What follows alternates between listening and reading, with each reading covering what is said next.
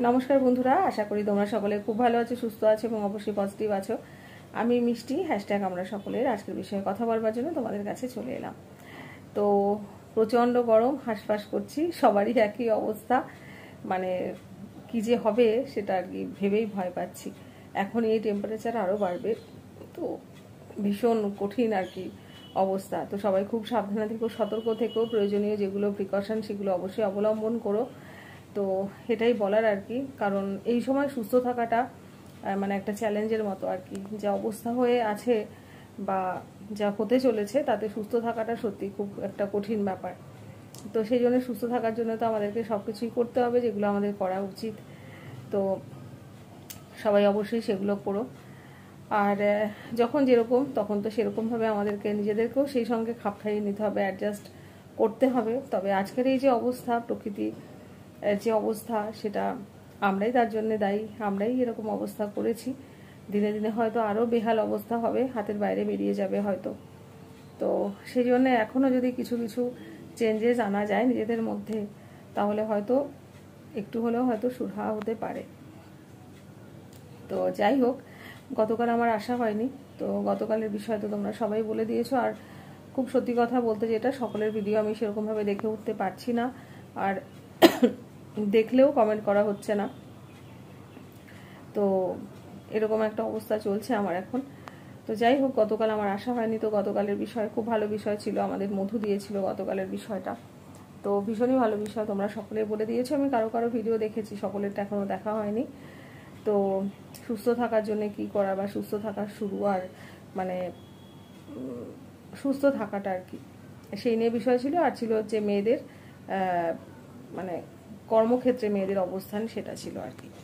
তো সুস্থ থাকাটা তো এটা তো একদমই একটা মানসিক ব্যাপার, শুধুমাত্র শারীরিকভাবে সুস্থ থাকাটা তো নয়, সব দিক থেকেই সুস্থ থাকা, মানসিকভাবে সুস্থ থাকাটাও আমাদের ভীষণভাবে দরকার। তো সেই জন্য আমাদের অনেক কিছু করা দরকার, যে মনকে ভালো রাখার জন্য বা মনের উন্নতির জন্যে বা মনকে নানান রকম নেগেটিভিটি থেকে দূরে সরিয়ে রাখার জন্যে আমাদেরকে পজিটিভ অবশ্যই সবসময় থাকতে হয়। এবং মন আর শরীর যেহেতু ভীষণভাবে ওতপ্রোতভাবে যুক্ত, তো সেই কারণে মন ভালো না থাকলে সেটার প্রভাব তো শরীরের উপরে এসেও পড়ে। তো সেই জন্যে মনকে ভালো রাখাটা অবশ্যই ভীষণভাবে দরকার হয়। তাহলে হয়তো শরীর সেদিক মানে সেইভাবে চললে হয়তো শরীরটাও আমাদের একটু ভালো থাকতে পারে। কারণ এখন এই যে যেরকম চারিদিকে অবস্থা চলছে, শারীরিকভাবে সুস্থ থাকাটা একটা অবশ্যই চ্যালেঞ্জের মতো ব্যাপার হয়ে গেছে। মানুষ এখন মানে এত অসুস্থ হচ্ছে, ভীষণভাবে অসুস্থ, নানান রকমভাবে অসুস্থ। তো সেই জন্যে কিছুটা আমরা মানসিকতাও আমাদের তার জন্য দায়ী হয়। কারণ মানসিক মেন্টাল হেলথ যদি আমাদের ঠিক না থাকে, তাহলে শারীরিকভাবে সুস্থ থাকাটাও একটু অসুবিধাজনক হয়ে পড়ে আর কি। তো সেটা আর কর্মক্ষেত্রে মহিলাদের যেটা স্থান, সেটা তো এখনও যে পুরোপুরিভাবে সমান সেরকম নয়। পুরুষদের সঙ্গে কাঁধে কাঁধ মিলিয়ে মেয়েরা এখন অবশ্যই চলছে, কিন্তু সব ক্ষেত্রে যে তারা সমান অধিকার পেয়েছে সেরকম সবসময় নয়। অনেকেই মনে করেন যে মেয়েদেরকে একটু কম পয়সা দিয়ে কাজ করিয়ে নেওয়া যায়, বা যদি আমি যারা হোম মেকার তাদের কথা বলি, তারাও তো 24 ঘন্টা কাজ করছে। সংসারটাও তো তাদের কাছে কর্মক্ষেত্র, বা আমি বলতে পারি সংসারটা তাদের কাছে যুদ্ধক্ষেত্র। কারণ অন্যান্য চাকরিতে তাও একটা টাইমের পরে ছুটি হয় বা সপ্তাহে একটা দিন ছুটি থাকে, কিন্তু যারা হোম মেকার তাদের কিন্তু কখনোই ছুটি নেই। তাদের সব সময় একই রকমভাবে সংসারটাকে সামলিয়ে যেতে হয়, সকাল থেকে রাত পর্যন্ত উদয়াস্ত পরিশ্রম। তো সেই জন্য সেটাও তো একটা কর্মক্ষেত্র। তো হোম মেকারদের কি সেইভাবে কি মানে তারা কি স্যালারি পান?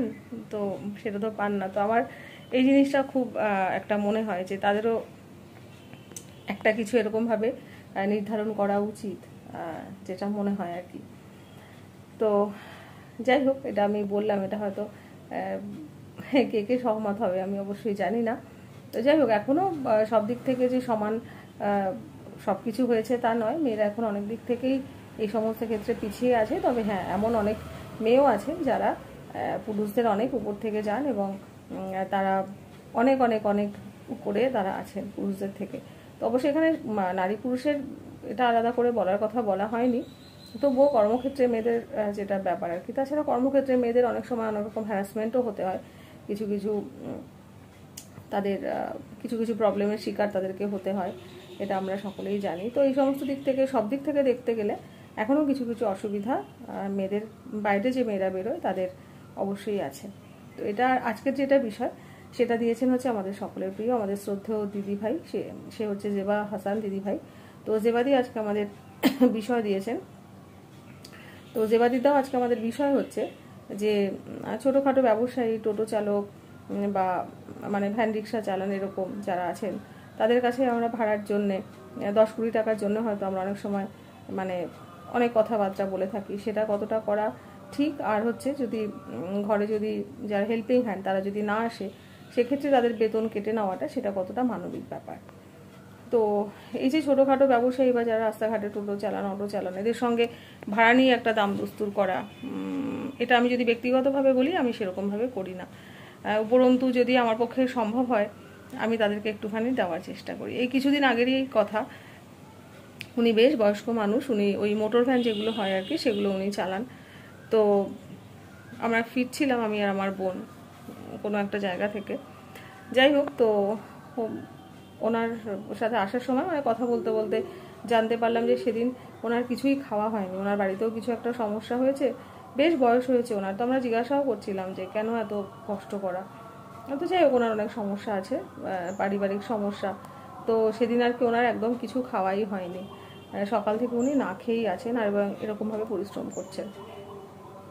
তো আমার সাধ্যমতো আমি একটু তাকে দেওয়ার চেষ্টা করেছিলাম, খুবই সামান্য, সেটা দিয়ে হয়তো কিছুই হয় না, তবুও যতটুকু আমার সামর্থ্য আমি একটু করার চেষ্টা করেছিলাম। তো সেই জন্যে এদের সঙ্গে দাম দস্তুর করা আমি সাধারণত আমি করি না বললেই চলে আর কি। হ্যাঁ, এখন হয়তো দেখা যাচ্ছে যে যেখানে হয়তো ভাড়া হয়তো 20 টাকা, সে হয়তো 80 টাকা চেয়ে বসছে, তখন হয়তো বলি যে এটা তো ভাড়া নয়, 20 টাকা জায়গা 30 টাকা বললে ঠিক আছে, বা যাই হোক একটা পর্যন্ত ঠিক আছে। কিন্তু অনেকে আছে যেরকম ভীষণ অন্যায্য একটা মানে চেয়ে বসেন, সেক্ষেত্রে হয়তো কখনো কখনো বলেছি, তবে যেটা ঠিক বা যেটা হওয়া উচিত সেরকম বললে কখনোই বলিনি। তো উল্টো হয়তো আমার যতটুকু যে আমি পেরেছি আমি একটুখানি দেওয়ার চেষ্টা করেছি।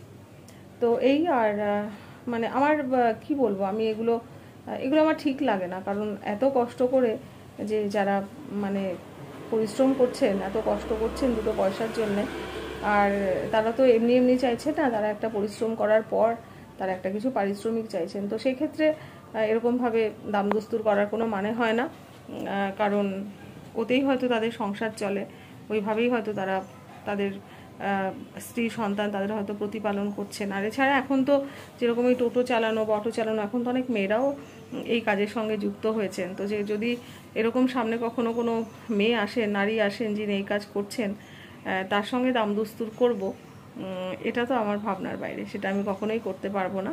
এমনিতেও বার্গেনিং আমি সেরকমভাবে করতে পারি না। এখন তো যেরকম বার্গেনিং তো খুব একটা জামা কাপড় বা অন্য কোনো জিনিসপত্র কেনার ক্ষেত্রে বার্গেনিং তো খুব একটা সেরকম হয় না মল বা এই সমস্ত জায়গাতে, কিন্তু হয় না আমাদের দিকে ফুটপাতেও অনেক ভালো ভালো জিনিস পাওয়া যায়, অনেক কিছু পাওয়া যায়। তো সেই সব জায়গাতে আমি খুব একটা বার্গেনিং করতে পারি না, আমার হয় না আর কি। তো এই আর হচ্ছে এত মশা না কি বলবো। তো এই আর হচ্ছে যে বাড়িতে যদি হেল্পিং হ্যান্ড না আসে, সেক্ষেত্রে তাদের মাইনেটা যদি কেটে নেওয়া হয় সেটা কতটা মানবিক। আমার মনে হয় এটা ভীষণভাবে অমানবিক একটা ব্যাপার, কারণ হতেই তো পারে, তাদের অসুবিধা তো হতে পারে, আমাদের যদি অসুবিধা হতে পারে, আমরা যদি অসুস্থ হতে পারি, তাদের সঙ্গে তো এই সমস্ত জিনিসগুলো ঘটতে পারে, তাদের ফ্যামিলিতেও কোনো এমার্জেন্সি আসতে পারে। আমার সঙ্গে যারা আমাকে হেল্প করেছেন তাদের সঙ্গে এরকম কখনো আমি করিনি। বা আমার মায়ের বাড়িতে ওই যে এখনই যেরকম যে আর কি আমাদের মানে রান্নায় হেল্প করেন, যে আসেন, উনি আসছেন না এখন। তো সেক্ষেত্রে কখনো এরকম ভাবনা চিন্তা হয়ই না যে ও আসছে না বলে ওর টাকাটা আমরা কেটে নেব বা সেইটা আমরা হিসাব করব। ও আসছেন, ওর বাচ্চাটার শরীর খারাপ, তো সেই জন্য খুব জ্বর হয়েছে বলেও আসতে পারছে না। তো সেক্ষেত্রে মানে একটা ছোট বাচ্চা তার মাকে কি করে ছাড়বে যখন তার শরীর খারাপ হবে, বা মাও সেই অসুস্থ বাচ্চাটাকে কি করে ছেড়ে সে কাজ করতে আসবে। তো এটা তো হয় না, এটা মানে যদি সে আসে তবুও আমাদের বলা উচিত যে না, এখন অসুস্থ বাচ্চাকে ছেড়ে তোমাকে কাজ করতে আসতে হবে না, আগে ও সুস্থ হোক তারপরে আসবে। তো এর পরবর্তী সময়ে মানে টাকা কেটে নেওয়ার ব্যাপারটা, এটা কখনো করিনি বা এরকম ভাবনা চিন্তাও কখনো আসেনি। আর আমার মনে হয় যে যারা এগুলো করে থাকেন, অনেকে এরকম করেন, আমি জানি, এরকম আমার শোনা আছে আর কি। মানে যারা আমার কাছে আসে ওরাই আবার কখনো এসে বলেছে যে তারা আসতে পারেনি বলে, হয়তো শারীরিক অসুস্থতার কারণে বা পরিবারে কোনো অসুবিধার কারণে আসতে পারেনি বলে তাদের মাইনেটা কেটে নিয়েছে, এরকমও আছে, এরকমও শুনি। তো সেরকম কখনো মানে আমার ভাবনা চিন্তাতে কখনো আসেনি, বা আমরা কখনো এরকম ধরনের কোনো কিছু করিনি বা করি না। আমার মনে হয় এটা সত্যি অমানবিক, কারণ সুবিধা অসুবিধা প্রত্যেকটি মানুষের থাকতে পারে। তো সেই কারণে যদি তারা না আসে একদিন দুদিন বা যাই হোক, সেক্ষেত্রে তাদের টাকাটা না দেওয়া তো সেটা ঠিক নয়। কারণ যেটা বললাম যে যারা ওই ভ্যান রিক্সা চালাচ্ছেন, টোটো চালাচ্ছেন, ছোট ব্যবসায়ী, তাদেরও তো ওই রকমভাবেই হচ্ছে সংসারটা চলছে। আর এদেরও তাই এরকমভাবে মানে এতটা পরিশ্রম করার পর যতটুকু টাকা পাচ্ছে সেই দিয়েই তাদের হয়তো সংসারটা চলছে। তো সেক্ষেত্রে এরকম ভাবনা চিন্তা করাটা বোধহয় ঠিক নয়। এমনকি লকডাউনের সময় যখন আমাকে যারা হেল্প করতেন, যারা তখন তো আর আসার কোনো ব্যাপার ছিল না, তখনও আমি তাদেরকে দেওয়ার চেষ্টা করেছি বা দিয়েছি। তো এই আর কি, এরকমভাবে ভাবি না বা ভাবতে পারি না, বা এটা আমার কাছে অমানবিক বলেই মনে হয়। যে মানুষের সুবিধা অসুবিধা যদি মানুষ হয়ে না বুঝি, বা যদি এতটুকু যদি মানে কি বলবো সহানুভূতি না থাকে, তাহলে সেটা বোধহয় মানে ঠিক লাগে না, মানে এটা ঠিক নয়, মানে আমার যেটা মনে হয়। তো যাই হোক, এই সমস্ত ক্ষেত্রে হচ্ছে মানুষের মানে যার যার ব্যক্তিগত ব্যাপার, এটা ম্যান টু ম্যান ভ্যারি করে। সেক্ষেত্রে আমি আমার মতামতটা বললাম, সকলের হয়তো আমার মতের সাথে মিল নাও হতে পারে, তো সেটা একান্তই যার যার ব্যক্তিগত। তবে আমার ক্ষেত্রে এরকমই হয় যে ওই যারা টোটো চালান বা ভ্যান রিক্সা চালান বা ছোট ব্যবসায়ী, তাদের সাথে বার্গেনিং করা বা এই টাকা কেটে নেওয়া, এটা কোনোভাবেই মানে আমি এরকম ধরনের ভাবনা চিন্তা করার মতো মানুষ নই। তো এই আমি এরকমভাবেই বললাম। হাজিবাদি তুমি শুনে থাকলে বলো, আর তোমরা সকলে শুনে জানিও। তো আজকের মতো এতটুকুই রইলো। তোমরা সবাই খুব ভালো থেকো, সুস্থ থেকো।